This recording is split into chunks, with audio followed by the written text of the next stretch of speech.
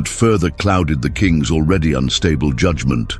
The combination of physical agony and narcotic medication created a ruler who was both dangerous and unpredictable.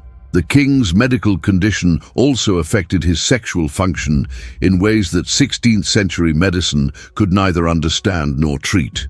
The chronic infection likely caused hormonal imbalances and circulatory problems that made intimate relations difficult or impossible. Yet Henry's ego prevented any acknowledgement of these medical realities. Instead, he blamed his wives for his own physical limitations, creating elaborate psychological defenses that transformed medical symptoms into moral judgments about feminine adequacy. Hans Holbein's portrait of Anne of Cleves sealed her fate before they ever met. The court painter, renowned for his unflinching realism, had captured the Duchess of Cleves in traditional Germanic attire, her face serene and dignified beneath an elaborate headdress. To modern eyes, she appears pleasant, even attractive, but Henry's expectations had been inflamed by diplomatic flattery and his own desperate need for validation. The king studied that portrait obsessively, building fantasies that no mortal woman could fulfill. When Anne's entourage finally reached English shores in December 1539, they brought with them the hopes of two nations and the weight of Protestant alliance. The Duchess herself, 24 years old and educated in courtly graces, had prepared for months to become Queen of England. She had studied English customs, practiced the language, and even learned new dance steps to please her royal husband. Her dowry chests overflowed with Germanic treasures, tapestries, jewelry, and ceremonial garments that represented her family's wealth and status. The meeting at Rochester shattered all illusions. Henry, disguised as a humble messenger in what he believed to be romantic courtly tradition, burst into Anne's chambers expecting to surprise and delight his bride. Instead, he encountered a woman who failed to recognize him and, worse still, failed to swoon at his presence. Anne, raised in a more formal Germanic court, responded with polite confusion rather than passionate recognition. This cultural misunderstanding became the first crack in their doomed relationship. Henry's immediate revulsion was palpable. Witnesses later recalled how the king's face darkened, how his jaw clenched with barely contained fury. In that moment, political necessity crashed against personal pride, and pride emerged victorious. The woman before him, foreign, unfamiliar, and failing to validate his self-image, became not just a disappointment, but an active threat to his carefully constructed mythology of irresistible masculinity. The marriage would proceed, but Henry's cruel campaign against Anne's reputation began that very day.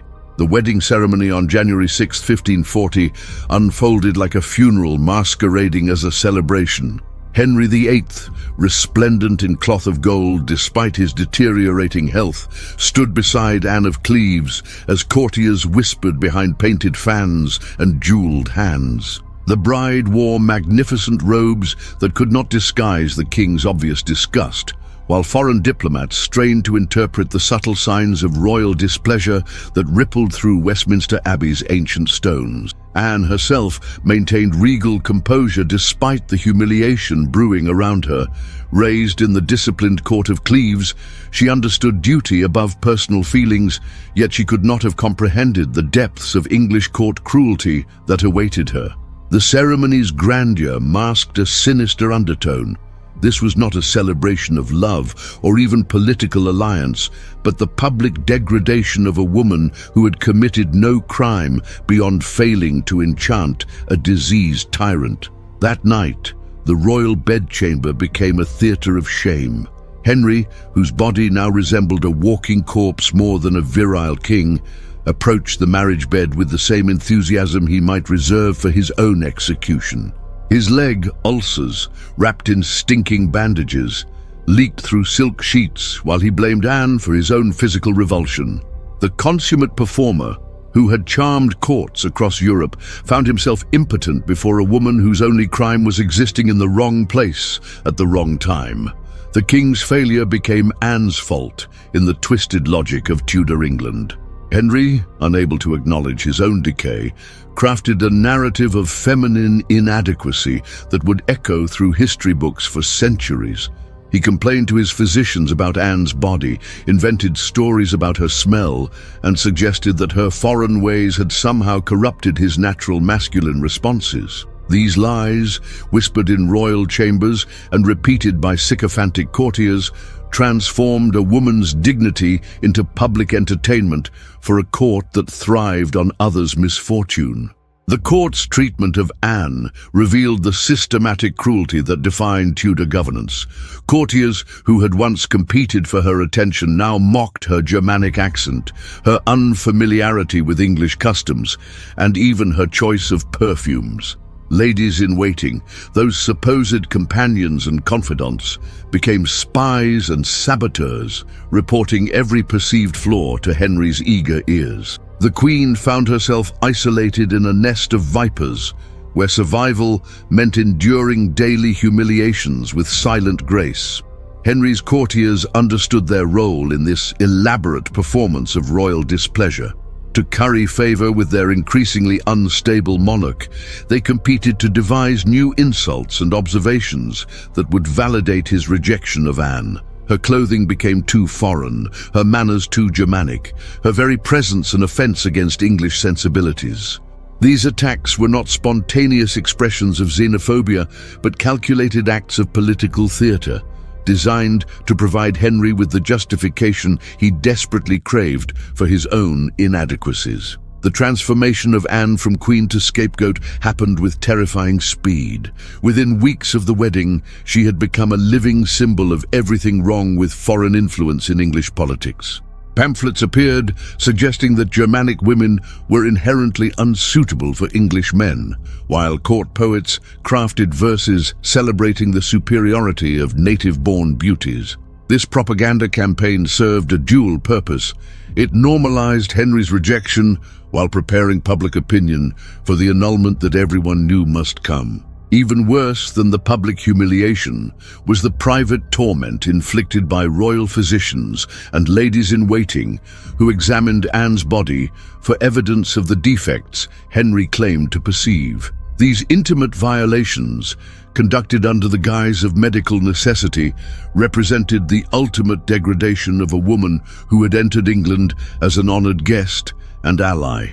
The reports from these examinations, carefully crafted to support Henry's narrative, would be preserved in royal records as evidence of Anne's unsuitability for generations of historians to read and misinterpret.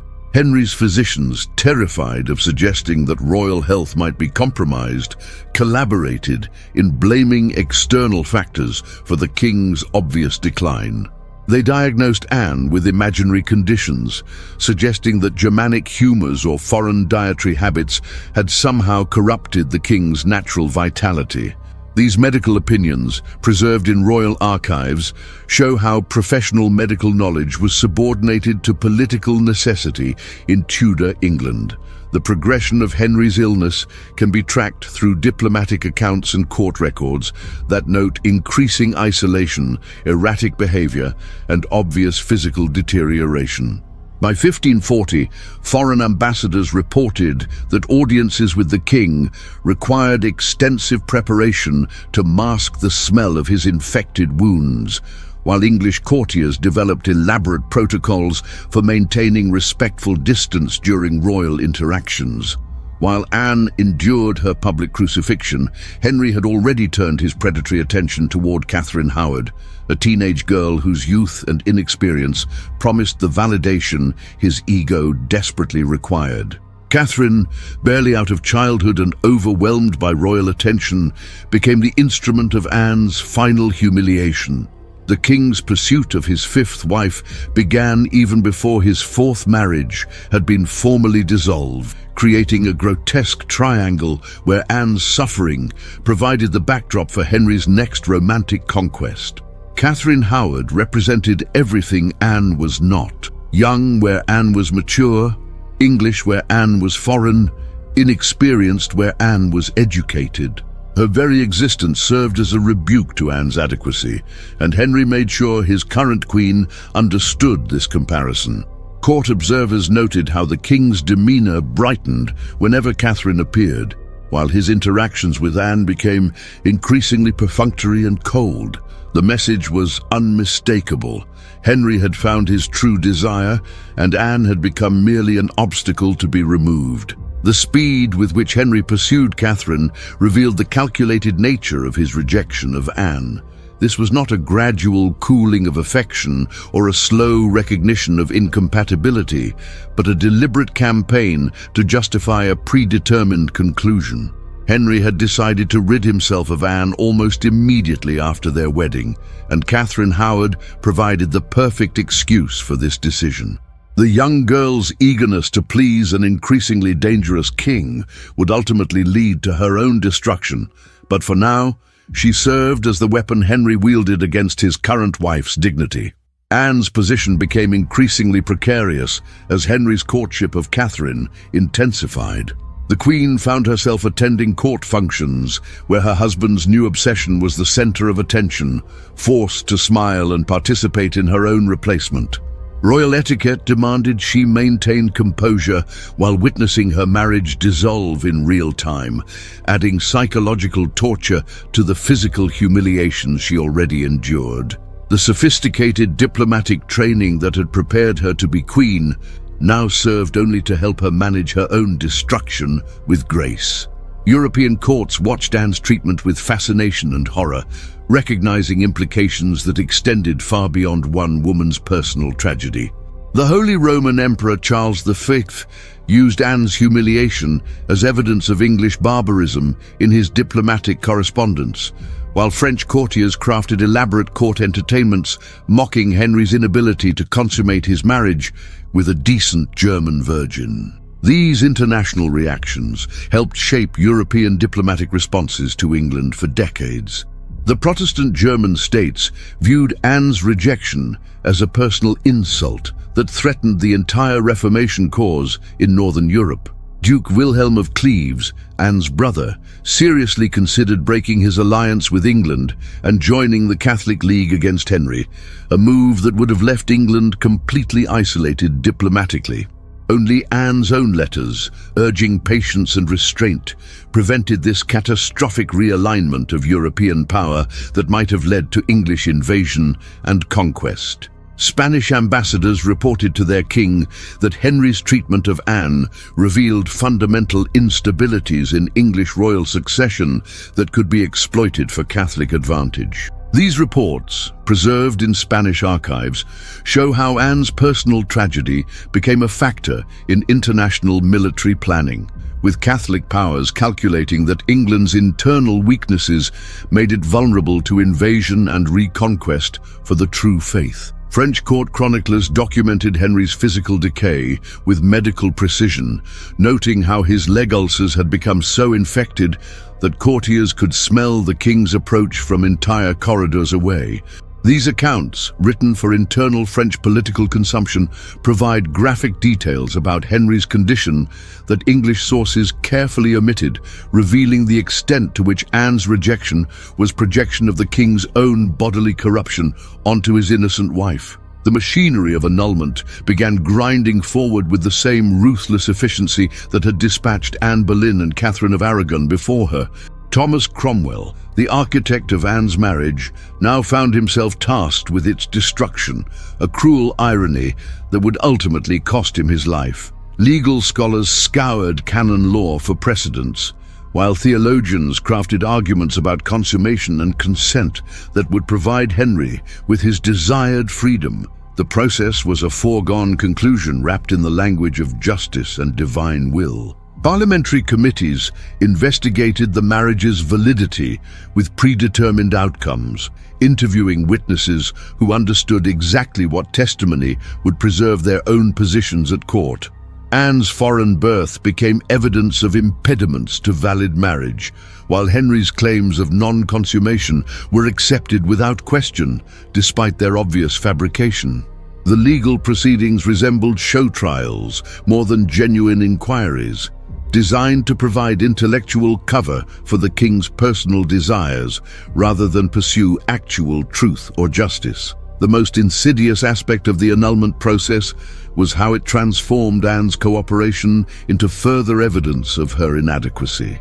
When she agreed to testify about the marriage's non-consummation, court observers noted her unnatural willingness to discuss such intimate matters. When she remained silent about Henry's treatment of her, this was interpreted as proof of her foreign inability to understand English emotional expression.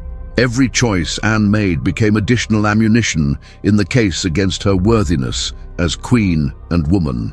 Religious authorities, terrified of contradicting Henry's will after witnessing the fates of Thomas More and John Fisher, provided eager theological justification for whatever the king desired. Bishops, who had once celebrated Anne's Protestant faith, now discovered impediments in her Germanic religious practices, while scholars, who had praised the political wisdom of the Cleves alliance, now found canonical problems with international marriages. The speed with which these learned men reversed their positions revealed the complete corruption of institutional integrity under Henry's reign. And survival was not merely a matter of passive endurance, but an active campaign of intelligence gathering and strategic relationship building that has been overlooked by traditional histories. During her brief marriage, she had quietly cultivated relationships with German merchants, Protestant reformers, and English nobles who viewed Henry's treatment of her as symptomatic of broader concerns about royal stability.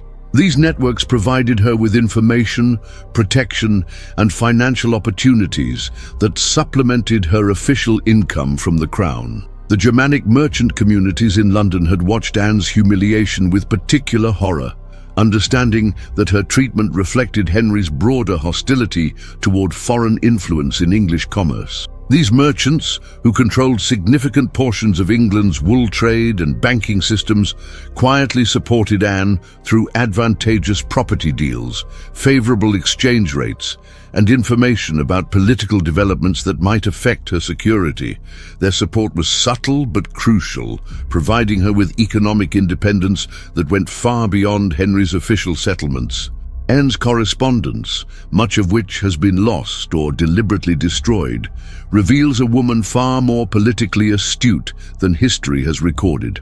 She maintained careful communication with her brother Duke Wilhelm and other German princes, providing them with intelligence about English political developments while never crossing the line into outright espionage. This delicate balance required extraordinary diplomatic skill, as she had to appear loyal to English interests while secretly serving as an informal ambassador for Protestant German states.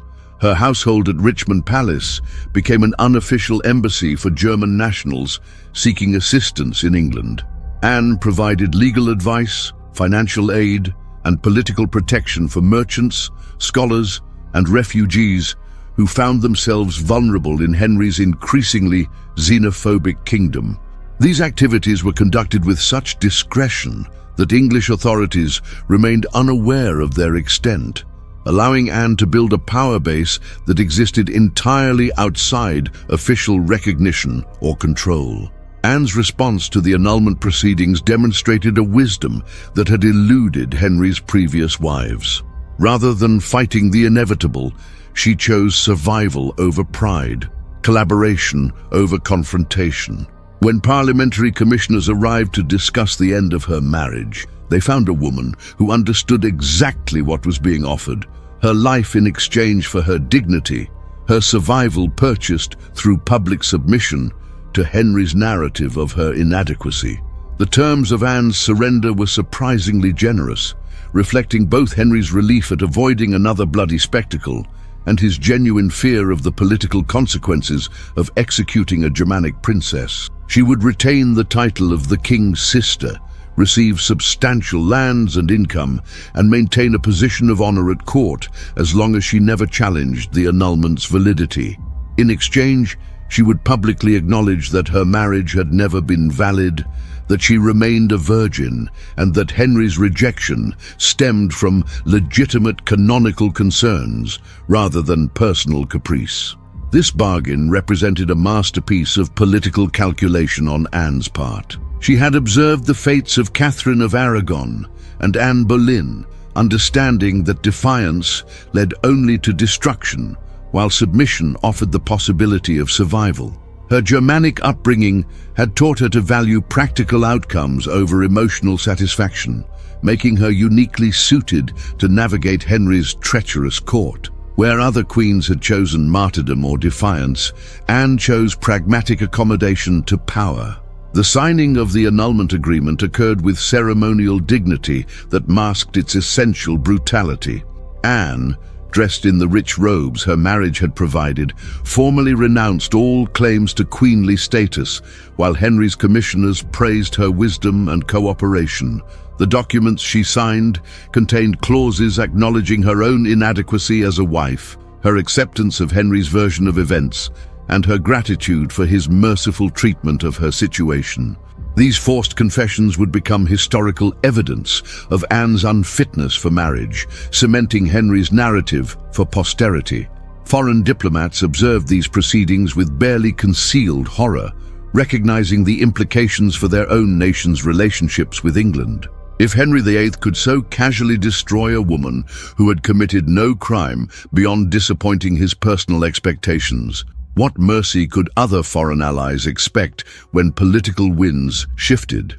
Anne's humiliation served as a warning to all European courts about the dangers of trusting Tudor promises or believing in English diplomatic integrity. On July 9, 1540, the same day Parliament formally annulled Henry's marriage to Anne of Cleves, Thomas Cromwell was executed on Tower Hill. The minister who had arranged the Cleves alliance paid with his life for his diplomatic success, while Anne dined safely in her new estate at Richmond Palace. This cruel irony was lost on no one. The woman had survived by accepting humiliation, while the man who had served his king faithfully was destroyed for doing his job too well. Cromwell's death served multiple purposes in Henry's increasingly paranoid worldview. It provided a scapegoat for the diplomatic embarrassment of the Cleves marriage, satisfied public anger about foreign entanglements, and demonstrated royal power over even the highest-ranking officials. The minister's execution also conveniently eliminated the one person who knew all the details about how Henry's rejection of Anne had been orchestrated, taking those secrets to the grave and leaving only the official narrative of Anne's inadequacy for historical record. The speed of Cromwell's fall, from trusted advisor to executed traitor in a matter of weeks, revealed the precarious nature of power under Henry VIII's reign. No service, however faithful, could guarantee survival when the king's ego required sacrifice. Anne, watching from her new home, understood that her own survival depended on remaining invisible and uncontroversial, never again attracting the dangerous attention that had destroyed so many others who had crossed Henry's path. Meanwhile, Henry's marriage to Catherine Howard proceeded with obscene haste, taking place on the very day of Cromwell's execution. The juxtaposition was deliberate. Death and renewal, punishment and reward, the old order destroyed to make way for the new. Anne was expected to attend the wedding celebrations, to smile and offer congratulations to the girl who had replaced her, adding one final humiliation to her catalogue of sufferings under Tudor rule. Anne's transformation from queen to the king's sister represented a unique form of social resurrection in Tudor England. Unlike Catherine of Aragon, who died in exile and disgrace, or Anne Boleyn, who met her end on the scaffold, Anne of Cleves found a way to maintain dignity and security despite her public rejection. Her new status, while humiliating in its origins, provided freedoms that queenship had never offered. Freedom from Henry's physical presence, from the constant surveillance of court life, and from the deadly politics that consumed so many of her contemporaries. Her estates at Richmond Palace and elsewhere provided not just economic security, but genuine independence, rare for any woman in 16th century England. Anne could manage her own household, pursue her own interests, and live according to her own rhythms without the crushing obligations that had defined her brief queenship. The irony was bitter but undeniable. Rejection had liberated her from a fate that might well have ended in execution had she remained married to an increasingly unstable and dangerous king. Anne's management of her estates revealed business skills that contradicted contemporary assumptions about feminine capability in financial matters. She negotiated favorable leases, invested in agricultural improvements, and diversified her income through careful property management that increased her wealth substantially beyond Henry's original settlement. Her account books, preserved in English archives, show a woman who understood complex economic relationships and managed her resources with sophisticated skill. Her investments in English agriculture introduced continental farming techniques that improved productivity on her estates, while providing employment for local populations who came to regard her as a benevolent and intelligent landlord. These innovations demonstrated practical intelligence that belied Henry's characterization of her as intellectually inferior, showing instead a woman who could successfully adapt Germanic knowledge to English conditions. Anne also invested in commercial ventures that connected English and German markets, using her unique position to facilitate trade relationships that benefited both kingdoms. Her involvement in the wool trade, textile manufacturing, and luxury goods importation created wealth that made her genuinely independent of royal favor, while contributing to English economic development in ways that contemporary chroniclers rarely acknowledged. Her financial success enabled charitable activities that further enhanced her reputation among ordinary English people who had initially accepted Henry's propaganda about her inadequacy. Anne funded schools, hospitals, and religious institutions that served local communities around her estates, creating genuine popular support that provided additional security against any potential political persecution. The court's treatment of Anne in her new role revealed the complex dynamics of Tudor social hierarchy. As the king's sister, she retained ceremonial precedence over most nobles while being quietly excluded from any real influence or power. She attended court functions when summoned, participated in royal celebrations when required, but remained essentially invisible to the political machinations that continued to swirl around Henry's court. This invisibility became her protection, allowing her to observe but never participate in the deadly games that consumed others. Foreign visitors often remarked on Anne's dignified bearing during these court appearances, noting how she managed to maintain composure despite the humiliating circumstances of her presence. She had mastered the art of being simultaneously visible and invisible, present enough to fulfill her ceremonial obligations, but insignificant enough to avoid attracting dangerous attention. This delicate balance required constant vigilance and self-control that testified to her remarkable strength of character. During her years as the king's sister, Anne underwent a remarkable personal transformation that demonstrated her resilience and adaptability. She mastered English completely, becoming fluent enough to conduct complex legal and financial negotiations without interpreters. Her household accounts show expenses for English tutors, music masters, and cultural instructors who helped her navigate the subtle requirements of English aristocratic society with increasing confidence. Anne developed genuine friendships with English noble families who admired her dignity and intelligence, creating social connections that existed entirely separate from her connection to Henry. The Howards, Seymours, and other prominent families invited her to private gatherings where she could participate in English court life without the formal constraints of royal protocol. These relationships provided emotional support and political protection that proved crucial during the dangerous transition periods between Henry's death and the establishment of new monarchies. Her interests expanded beyond mere survival to include patronage of scholars, artists, and religious reformers who appreciated her continental education and Protestant sympathies. Anne funded translation projects that brought German theological works into English, supported poets and musicians who had fled religious persecution in other parts of Europe, and maintained correspondence with humanist scholars across the continent who valued her intelligence and learning. The inventories of her personal possessions reveal a woman who had successfully synthesized German and English cultural elements into a unique personal style. Her clothing combined Germanic cut and fabric with English decorative elements, while her household furnishings blended continental craftsmanship with English comfort. This cultural synthesis represented not capitulation to English dominance, but creative adaptation that honored both her origins and her adopted home. Despite her official exclusion from political power, Anne wielded considerable informal influence through her network of relationships and her position as a neutral figure who could mediate between competing factions. English nobles seeking to communicate with continental allies often used Anne as an unofficial channel, trusting her discretion and valuing her linguistic abilities and cultural knowledge. This role gave her access to information and influence that many official courtiers lacked.